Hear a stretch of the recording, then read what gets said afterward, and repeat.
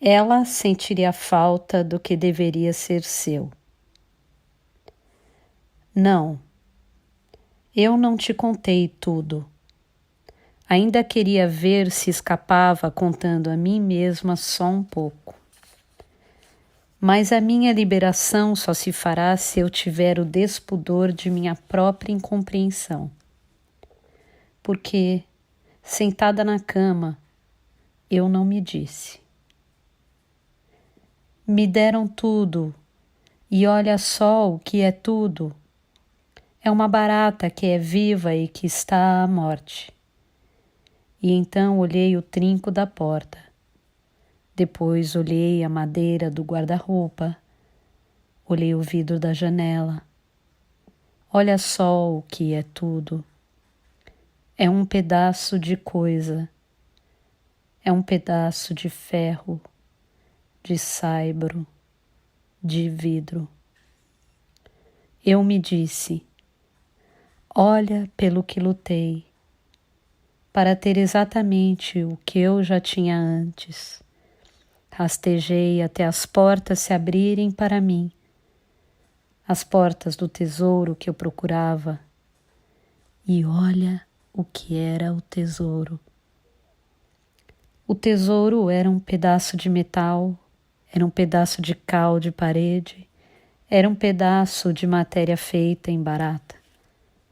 Desde a pré-história eu havia começado a minha marcha pelo deserto e sem uma estrela para me guiar. Só a perdição me guiando, só o descaminho me guiando. Até que, quase morta pelo êxtase do cansaço, iluminada de paixão, eu enfim encontrara o escrínio. E no escrínio, o faiscar de glória, o segredo escondido. O segredo mais remoto do mundo, opaco, mas me cegando com a irradiação de sua existência simples, ali faiscando em glória que me doía nos olhos. Dentro do escrínio, o segredo. Um pedaço de coisa. Um pedaço de ferro, uma antena de barata, uma caliça de parede. Minha exaustão se prostrava aos pés do pedaço de coisa, adorando-o infernalmente. O segredo da força era a força. O segredo do amor era o amor. E a joia do mundo é um pedaço opaco de coisa. O opaco me reverberava nos olhos. O segredo de minha trajetória milenar de orgia e morte, glória e sede, até eu finalmente encontrar o que eu sempre tivera. E para isso tinha precisado morrer antes. Ah, estou sendo tão direta que chego a parecer simbólica. Um pedaço de coisa? O segredo dos faraós. E por causa desse segredo eu quase dera a minha vida. Mais, muito mais. Para ter esse segredo que agora mesmo eu continuava a não entender, de novo eu daria a minha vida. Eu arriscar o mundo em busca da pergunta que é posterior à resposta. Uma resposta que continuava secreta. Mesmo ao ser revelada a que pergunta ela correspondia. Eu não havia encontrado uma resposta humana ao enigma, mas muito mais, muito mais, encontrara o próprio enigma. A mim fora-me dado demais. Que faria eu com o que me fora dado? Que não se dê aos cães a coisa santa. E nem ao menos eu estava tocando na coisa, estava apenas tocando no espaço que vai de mim ao nó vital. Eu estava dentro da zona de vibração coesa e controlada do nó vital. O nó vital vibra a vibração de minha chegada. Minha maior aproximação possível para a distância de um passo. O que impede esse passo à frente de ser dado? É a irradiação opaca simultaneamente da coisa e de mim. Por semelhança, nós nos repelimos. Por semelhança, não entramos um no outro. E se o passo fosse dado? Não sei, não sei, pois a coisa nunca pode ser realmente tocada. O nó vital é um dedo apontando-o, e aquilo que foi apontado desperta como 1 miligrama de rádium no escuro tranquilo. Então ouvem-se os grilos molhados. A luz do miligrama não altera o escuro, pois o escuro não é iluminável. O escuro é um modo de ser. O escuro é o nó vital do escuro e nunca se toca no nó vital de uma coisa. A coisa, para mim, terá que se reduzir a ser apenas aquilo que rodeia o intocável da coisa? Meu Deus, dá-me o que fizeste. Ou já me deste, e sou eu que não posso dar o passo que me dará o que já fizeste? O que fizeste sou eu, e não consigo dar o passo para mim que és coisa e tu. Dá-me o que és em mim, dá-me o que és nos outros. Tu és o ele, eu sei, porque quando toco eu vejo o ele. Mas o ele, o homem, cuida do que lhe deste e envolve-se num invólucro feito especialmente para eu te tocar e ver. E eu nem quero mais do que um invólucro que também amo. Eu quero o que eu te amo. Mas eu só havia encontrado, além do invólucro, o próprio enigma. E tremia toda por medo do Deus. Tremo de medo e adoração pelo que existe. O que existe e que é apenas um pedaço de coisa, no entanto tenho de pôr a mão nos olhos contra o opaco dessa coisa. Ah, a violenta inconsciência amorosa do que existe ultrapassa a possibilidade de minha consciência. Tenho medo de tanta matéria. A matéria vibra de atenção, vibra de processo, vibra de atualidade inerente. O que existe bate em ondas fortes contra o grão inquebrantável que sou, e este grão rola entre abismos de vagalhões tranquilos de existência, rola e não se dissolve, esse grão semente. De que sou eu a semente? Semente de coisa, semente de existência, semente desses mesmos vagalhões de amor neutro. Eu, pessoa, sou um germe. O germe é apenas sensível. Esta é a sua única particular inerência. O germe dói. O germe é ávido e esperto. Minha avidez é a minha mais inicial fome. Sou pura porque sou ávida.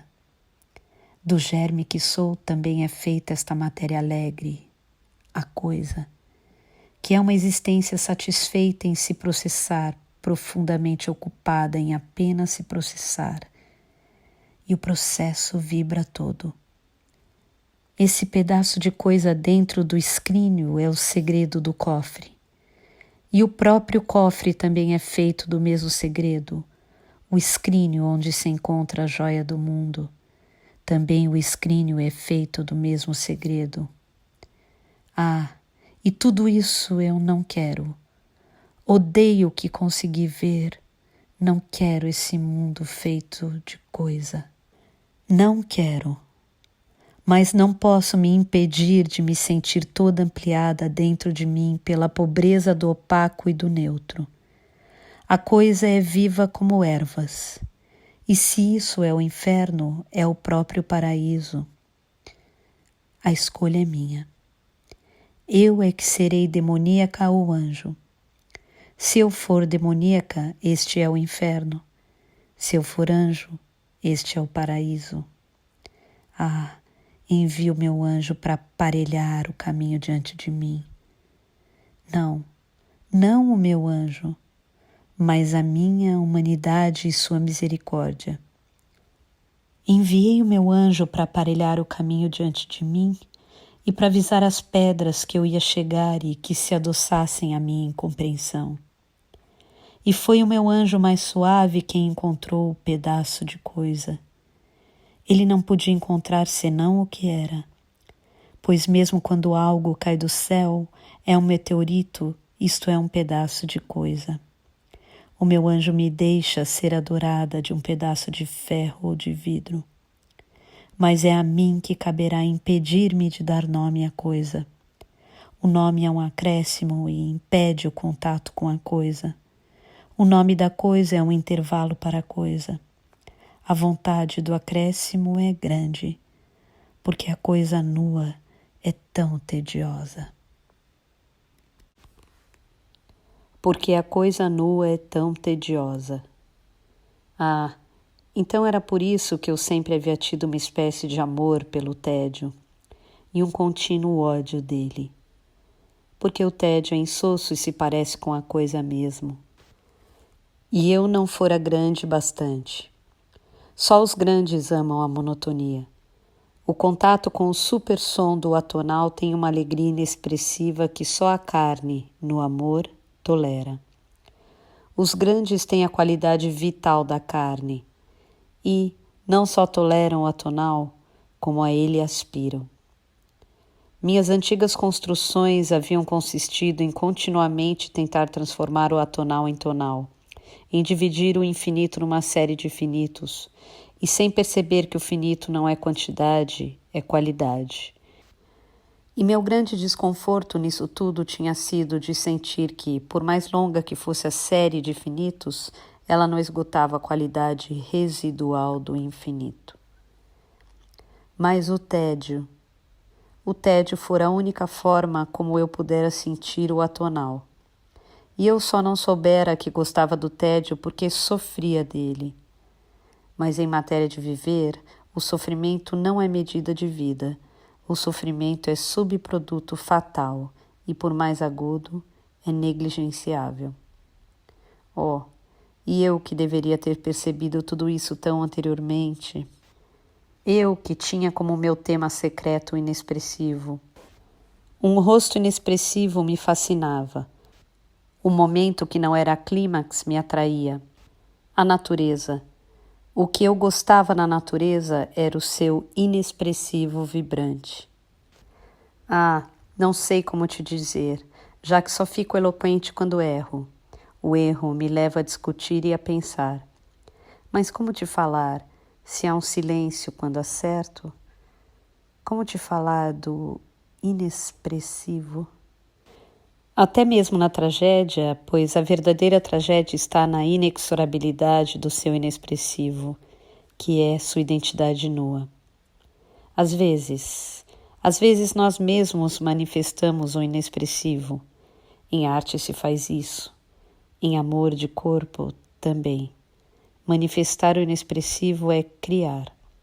No fundo somos tão felizes. Pois não há uma forma única de entrar em contato com a vida. Há inclusive as formas negativas, inclusive as dolorosas, inclusive as quase impossíveis. E tudo isso antes de morrer. Tudo isso mesmo enquanto estamos acordados. E há também, às vezes, a exasperação do atonal, que é de uma alegria profunda. O atonal exasperado é o vôo se alçando. A natureza é o atonal exasperado. Foi assim que os mundos se formaram. O atonal exasperou-se. E que se vejam as folhas, como elas são verdes e pesadas. Elas se exasperam em coisa, que cegas são as folhas e que verdes elas são. E que sinta na mão como tudo tem um peso. A mão inexpressivo, o peso não escapa. Que não se acorde quem está todo ausente, quem está absorto está sentindo o peso das coisas. Uma das provas da coisa é o peso. Só voa o que tem peso. E só cai o meteorito celeste, o que tem peso. Ou tudo isso é ainda eu estar querendo o gozo das palavras das coisas? Ou isso é ainda eu estar querendo o orgasmo da beleza extrema, do entendimento, do extremo gesto de amor? Porque o tédio é de uma felicidade primária demais. E é por isso que me é intolerável o paraíso. E eu não quero o paraíso. Tenho saudade do inferno. Não estou à altura de ficar no paraíso porque o paraíso não tem gosto humano. Tem gosto de coisa. E a coisa vital não tem gosto. Tanto que o sangue na boca, quando eu me corto e chupo o sangue, eu me espanto porque meu próprio sangue não tem gosto humano. E o leite materno, que é humano, o leite materno é muito antes do humano e não tem gosto. Não é nada, eu já experimentei. É como o olho esculpido de uma estátua que é vazio e não tem expressão, pois quando a arte é boa é porque tocou no inexpressivo. A pior arte é a expressiva, aquela que transgride o pedaço de ferro e o pedaço de vidro e o sorriso e o grito. Ah, mão que me segura, se eu não tivesse precisado tanto de mim para formar minha vida, eu já teria tido a vida. Mas é que isso, no plano humano, seria a destruição. Viver a vida em vez de viver a própria vida é proibido. É pecado entrar na matéria divina. E esse pecado tem uma punição irremediável. A pessoa que ousa entrar neste segredo, ao perder sua vida individual, desorganiza o mundo humano. Também eu poderia ter deixado minhas sólidas construções no ar, mesmo sabendo que elas eram desmanteláveis, se não tivesse sido pela tentação. E a tentação pode fazer com que não se passe a outra margem. Mas por que não ficar dentro sem tentar atravessar até a margem oposta? Ficar dentro da coisa é a loucura. Não quero ficar dentro, senão a minha humanização anterior, que foi tão gradual, passaria a não ter tido fundamento. E eu não quero perder a minha humanidade. Ah, perdê-la dói, meu amor, como largar um corpo ainda vivo e que se recusa a morrer, como os pedaços cortados de uma lagartixa. Mas agora era tarde demais. Eu teria que ser maior que meu medo e teria que ver de que fora feita a minha humanização anterior. Ah, tenho que acreditar com tanta fé na semente verdadeira e oculta da minha humanidade que não devo ter medo de ver a humanização por dentro. Não devo ter medo de ver a humanização por dentro. Dá-me de novo a tua mão. Não sei ainda como me consolar da verdade. Mas sente um instante comigo. A maior falta de crença na verdade da humanização seria pensar que a verdade destruiria a humanização. Espera por mim. Espera. Sei que depois saberei como encaixar tudo isso na praticidade diária. Não esqueças que também eu preciso da vida diária. Mas vê, meu amor, a verdade não pode ser má.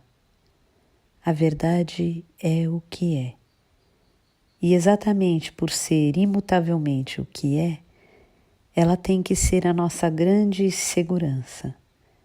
Assim como ter desejado o pai ou a mãe é tão fatal que isto tem que ter sido o nosso fundamento. Assim, pois, entende? Por que teria eu medo de comer o bem e o mal? Se eles existem, é porque é isto que existe. Espera por mim, sei que estou indo para alguma coisa que dói porque estou perdendo outras, mas espera que eu ainda continue um pouco. Disto tudo, quem sabe, poderá nascer um nome. Um nome sem palavra, mas que talvez enraize a verdade na minha formação humana. Não te assustes como estou assustada.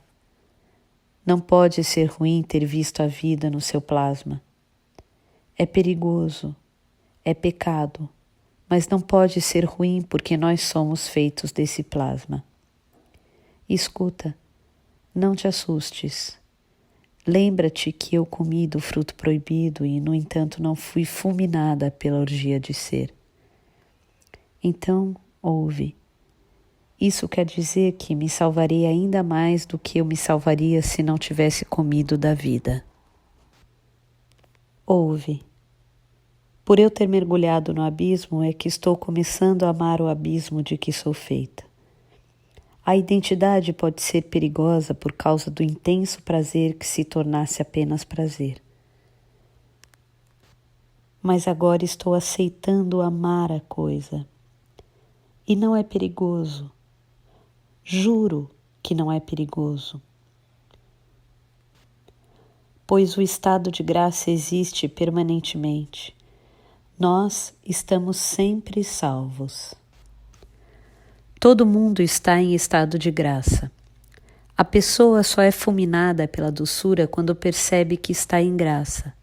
Sentir que se está em graça é que é o dom, e poucos se arriscam a conhecer isso em si. Mas não há perigo de perdição, agora eu sei. O estado de graça é inerente. Escuta, eu estava habituada somente a transcender. Esperança para mim era adiamento. Eu nunca havia deixado minha alma livre e me havia organizado depressa em pessoa porque é arriscado demais perder-se a forma. Mas vejo agora o que na verdade me acontecia. Eu tinha tão pouca fé que havia inventado apenas o futuro. Eu acreditava tão pouco no que existe que adiava a atualidade para uma promessa e para um futuro. Mas descubro que não é sequer necessário ter esperança.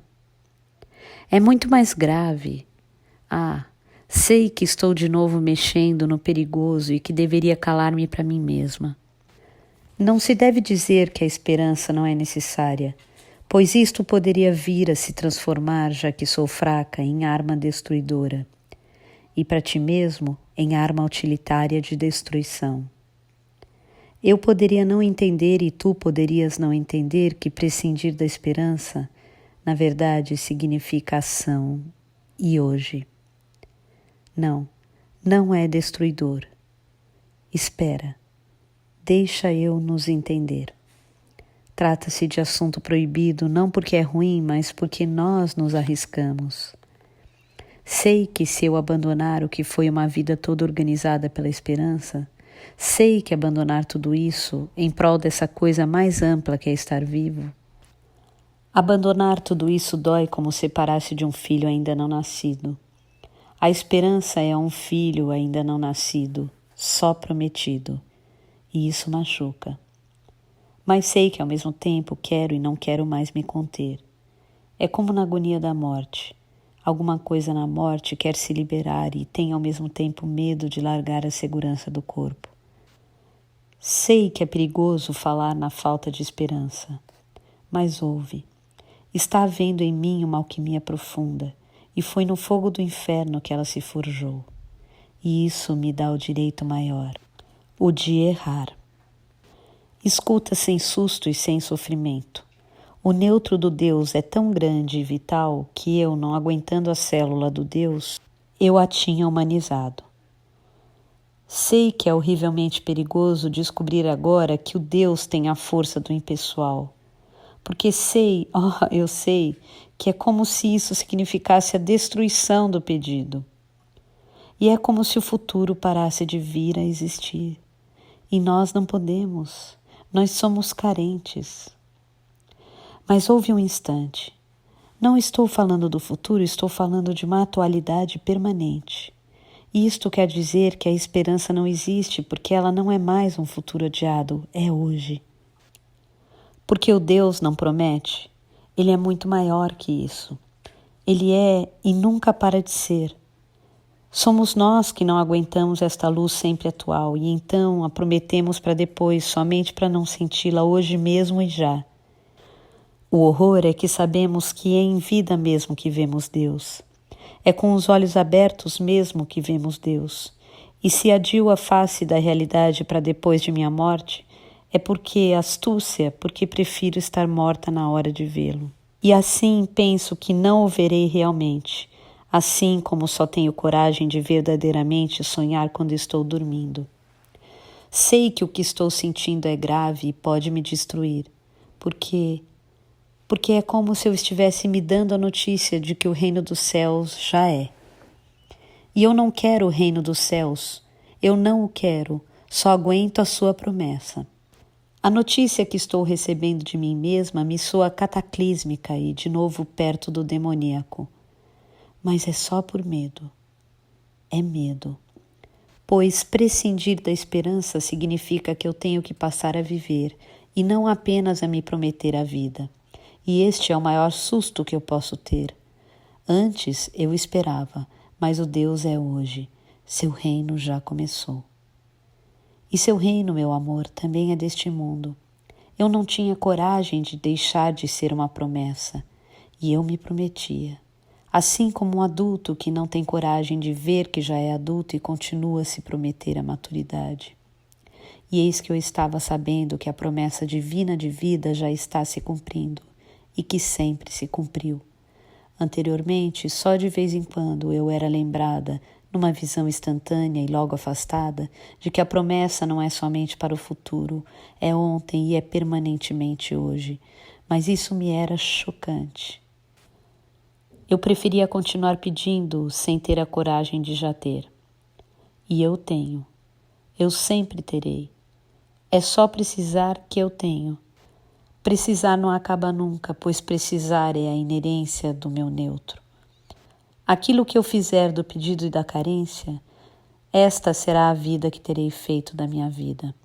Não se colocar em face da esperança não é a destruição do pedido e não é abster-se da carência. É aumentá-la. É aumentar infinitamente o pedido que nasce da carência. Aumentar infinitamente o pedido que nasce da carência. Não é para nós que o leite da vaca brota, mas nós o bebemos. A flor não foi feita para ser olhada por nós, nem para que sintamos o seu cheiro e nós a olhamos e cheiramos. A Via Láctea não existe para que saibamos da existência dela, mas nós sabemos. E nós sabemos Deus. E o que precisamos dele, extraímos. Não sei o que chamo de Deus, mas assim pode ser chamado. Se só sabemos muito pouco de Deus, é porque precisamos pouco. Só temos dele o que fatalmente nos basta. Só temos de Deus o que cabe em nós. A nostalgia não é o do Deus que nos falta, é a nostalgia de nós mesmos que não somos bastante. Sentimos falta de nossa grandeza impossível. Minha atualidade inalcançável é o meu paraíso perdido. Sofremos por ter tão pouca fome, embora a nossa pequena fome já dê para sentirmos uma profunda falta do prazer que teríamos se fosse de fome maior. O leite a gente só bebe o quanto basta ao corpo, e da flor só vemos até onde vão os olhos e sua saciedade rasa. Quanto mais precisarmos, mais Deus existe. Quanto mais pudermos, mais Deus teremos. Ele deixa. Ele não nasceu para nós, nem nós nascemos para ele. Nós e ele somos ao mesmo tempo. Ele está ininterruptamente ocupado em ser, assim como todas as coisas estão sendo. Mas ele não impede que a gente se junte a ele e com ele fique ocupado em ser, numa intertroca tão fluida e constante como a de viver. Ele, por exemplo, ele nos usa totalmente porque não há nada em cada um de nós de que ele, cuja necessidade é absolutamente infinita, não precise. Ele nos usa e não impede que a gente faça uso dele. O minério que está na terra não é responsável por não ser usado. Nós somos muito atrasados e não temos ideia de como aproveitar Deus numa intertroca, como se ainda não tivéssemos descoberto que o leite se bebe. Daí a alguns séculos ou daí a alguns minutos, talvez digamos espantados, e dizer que Deus sempre esteve. Quem esteve pouco fui eu. Assim como diríamos do petróleo de que a gente finalmente precisou a ponto de saber como tirá-lo da terra. Assim como um dia lamentaremos os que morreram de câncer sem usar o remédio que está. Talvez seres de outro planeta já saibam das coisas e vivam numa intertroca para eles natural. Para nós, por enquanto, a intertroca seria santidade e perturbaria completamente a nossa vida. O leite da vaca nós o bebemos, e se a vaca não deixa, usamos de violência. Na vida e na morte tudo é lícito, viver é sempre questão de vida e morte. Com Deus a gente também pode abrir caminho pela violência. Ele mesmo, quando precisa mais especialmente de um de nós, ele nos escolhe e nos violenta. Só que minha violência para com Deus tem que ser comigo mesma. Tenho que me violentar para precisar mais, para que eu me torne tão desesperadamente maior que eu fique vazia e necessitada. Assim terei tocado na raiz do precisar. O grande vazio em mim será o meu lugar de existir. Minha pobreza extrema será uma grande vontade. Tenho que me violentar até não ter nada e precisar de tudo. Quando eu precisar, então eu terei, porque sei que é de justiça dar mais a quem pede mais. Minha exigência é o meu tamanho, meu vazio é a minha medida. Também se pode violentar Deus diretamente, através de um amor cheio de raiva. E ele compreenderá que essa nossa avidez colérica e assassina é, na verdade, a nossa cólera sagrada e vital, a nossa tentativa de violentação de nós mesmos, a tentativa de comer mais do que podemos para aumentarmos artificialmente a nossa fome. Na exigência de vida tudo é lícito, mesmo o artificial, e o artificial é, às vezes, o grande sacrifício que se faz para se ter o essencial. Mas, já que somos pouco e, portanto, só precisamos de pouco, por que então não nos basta o pouco? É que adivinhamos o prazer. Como cegos que tateiam, nós pressentimos o intenso prazer de viver. E se pressentimos, é também porque nós nos sentimos inquietamente usados por Ele. Sentimos inquietamente que estamos sendo usados com um prazer intenso e ininterrupto.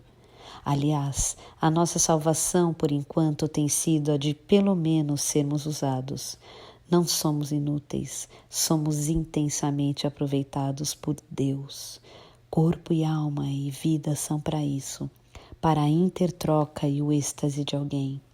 Inquietos, sentimos que estamos sendo usados a cada instante, mas isso acorda em nós um inquietante desejo de também usar. E ele não só deixa, como necessita ser usado. Ser usado é um modo de ser compreendido. Em todas as religiões, Deus exige ser amado. Para termos, falta-nos apenas precisar. Precisar é sempre o momento supremo, assim como a mais arriscada alegria entre um homem e uma mulher vem quando a grandeza de precisar é tanto que se sente em agonia e espanto. Sem ti, eu não poderia viver. A revelação do amor é uma revelação de carência. Bem-aventurados os pobres de espírito, porque deles é o dilacerante reino da vida. Se abandono a esperança, estou celebrando a minha carência, e esta é a maior gravidade do viver. E porque assumi a minha falta, então a vida está à mão. Muitos foram os que abandonaram tudo o que tinham e foram em busca de uma fome maior. Ah, perdi a timidez. Deus já é. Nós já fomos anunciados, e foi a minha própria vida errada que me anunciou para a certa. A beatitude é o prazer contínuo da coisa. O processo da coisa é feito de prazer e de contato com aquilo que se precisa gradualmente mais. Toda a minha luta fraudulenta vinha de eu não querer assumir a promessa que se cumpre. Eu queria a realidade. Pois ser real é assumir a própria promessa. Assumir a própria inocência e retomar o gosto do qual nunca se teve consciência, o gosto do vivo.